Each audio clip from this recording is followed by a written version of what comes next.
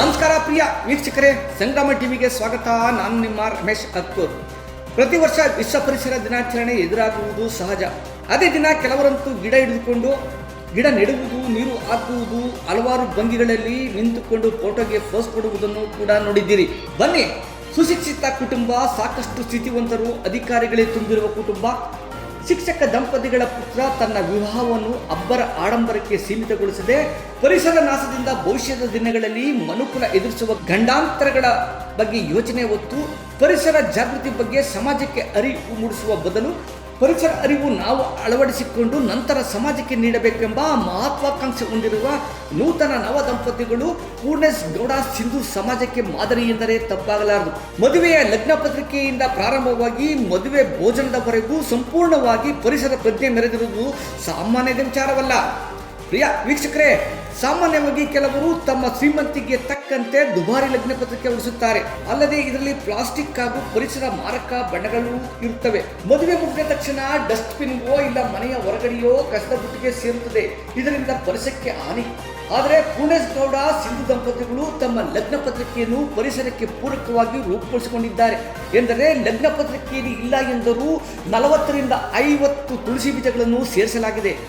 ಮದುವೆಗೆ ಮುನ್ನವೋ ಇಲ್ಲ ಮುಗಿದ ಮೇಲೆಯೋ ಈ ಲಗ್ನ ಪತ್ರಿಕೆಯನ್ನು ಮಣ್ಣಿನಲ್ಲಿ ಬೀಸಾಡಿದರೆ ಸಾಕು. ಲಗ್ನ ಪತ್ರಿಕೆ ಮಣ್ಣಿನಲ್ಲಿ ಕೊಳೆತು ಗೊಬ್ಬರವಾಗುತ್ತದೆ. ಅದರಿಂದ ಬರುವ ತುಳಸಿ ಬೀಜಗಳು ಗಿಡವಾಗಿ ಬೆಳೆಯುತ್ತವೆ ಎಂದರೆ ನೀವೇ ಊಹಿಸಿಕೊಳ್ಳಿ. ಇಂತಹ ಲಗ್ನ ಪತ್ರಿಕೆಗೆ ಬೆಲೆ ಕಟ್ಟಲು ಸಾಧ್ಯವೇ? ಅನಾಧಿಕಾರದ ಲಗ್ನದಂತೆ ಸಾಂಪ್ರದಾಯಿಕವಾಗಿ ಮದುವೆ ನಡೆದದ್ದು. ಸಂಸ್ಕೃತದಲ್ಲಿ ಮಂತ್ರಮಾಂಗಲ್ಯ ಶ್ಲೋಕವನ್ನು ಕನ್ನಡದಲ್ಲಿ ವಿವರಿಸಲಾಯಿತು. ಸಪ್ತಪದಿ ಎಂದರೆ ಬೆಂಕಿಯ ಸುತ್ತ ಸುತ್ತುವುದು ಎನ್ನುವ ಸಂದರ್ಭದಲ್ಲಿ 7 ಹೆಜ್ಜೆಗಳ ಮಹತ್ವವನ್ನು ಬಿಂಬಿಸಲಾಯಿತು. ಮದುವೆ ನಂತರ ಭೋಜನ ಕೂಡ ಸಾಂಪ್ರದಾಯಿಕವಾಗಿಯೇ ನಡೆದದ್ದು ವಿಶೇಷ. ಊಟದ ಟೇಬಲ್ ಮೇಲೆ ಹಾಸುವ ಕವರ್ ಕೂಡ ಗೊಬ್ಬರವಾಗುವ ಪೇಪರ್, ನೀರು ಕುಡಿಯಲು ಸ್ಟೀಲ್ ಲೋಟಗಳು. ಪರಿಸರ ಲಗ್ನ ಪತ್ರಿಕೆ ಪಡೆದ ಬಂಧು ಬಳಗ, ನೆಂಟರಿಷ್ಟರು, ಸ್ನೇಹಿತ ವರ್ಗ, ಹಿತೈಷಿಗಳು ಇಲ್ಲ ಅಂದರೂ 5,000ಕ್ಕೂ ಹೆಚ್ಚು ಮಂದಿ ಪರಿಸರ ಮದುವೆಗೆ ಸಾಕ್ಷಿಯಾದರು ಎಂಬುದು ಹೆಮ್ಮೆಯ ವಿಚಾರ. ಮಹತ್ತರ ಜವಾಬ್ದಾರಿ ಹೊತ್ತವ ರಾಜಲಕ್ಷ್ಮಿ ಸೋಲಿಂಗೇಗೌಡ ಶಿಕ್ಷಕ ದಂಪತಿಗಳ ಪುತ್ರ ಪೂರ್ಣೇಶ್ ಗೌಡರವರು ಬೆಂಗಳೂರಿನ ESI ಆಸ್ಪತ್ರೆಯಲ್ಲಿ ಹಿರಿಯ ಫಾರ್ಮಸಿಸ್ಟ್ ಅಧಿಕಾರಿ. ಸುಂದೂರ್ ಅವರು ರಾಮನಗರ ಭಾರತೀಯ ಸಂಸ್ಕೃತಿ ವಿದ್ಯಾಪೀಠದ ಸಹ ಶಿಕ್ಷಕಿ.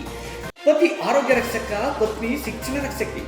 ಅಂದಿನ ತಾಲೂಕ್ ಪಂಚಾಯಿತಿ ಮಾಜಿ ಅಧ್ಯಕ್ಷರು, ಇಂದಿನ ಸರ್ಕಾರಿ ಶಾಲೆಯ ಮುಖ್ಯ ಶಿಕ್ಷಕರು, ವಿಚಾರವಾದಿಗಳು ಆದ ಅಮ್ಮಳ್ಳಿ ದೊಡ್ಡಿ ನಾಗೇಂದ್ರವರು ಜಿಲ್ಲೆಯ ಜನರ ನಾಡಿಮಿಡಿತ ಸಂಗ್ರಾಮ ಟಿವಿ ಜೊತೆ ಮಾತನಾಡಿದರು.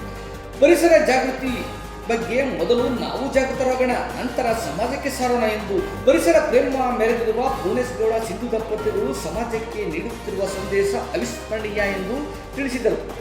ಏನೇ ಆದರೂ ವಿಶ್ವ ಪರಿಸರ ದಿನದಂದು ಪ್ರಚಾರ ಪಡೆಯುವುದು, ಮುಂದಿನ ವರ್ಷದ ದಿನದಂದು ನೋಡುವ ಪ್ರಚಾರ ಪ್ರಿಯರು, ನೆಟ್ಟ ಗಿಡವನ್ನು ಪೋಷಣೆ ಮಾಡದವರು, ವೇದಿಕೆಯ ಮೇಲೆ ಕೆಲ ಹೊಗಳೆ ಪರಿಸರ ಪ್ರಿಯರ ನಡುವೆ ವಿರಳರಾಗಿರುವ ದಂಪತಿಗಳಿಗೆ ಸಂಗ್ರಾಮ ಟಿವಿಯ ಆಟ್ಸಪ್.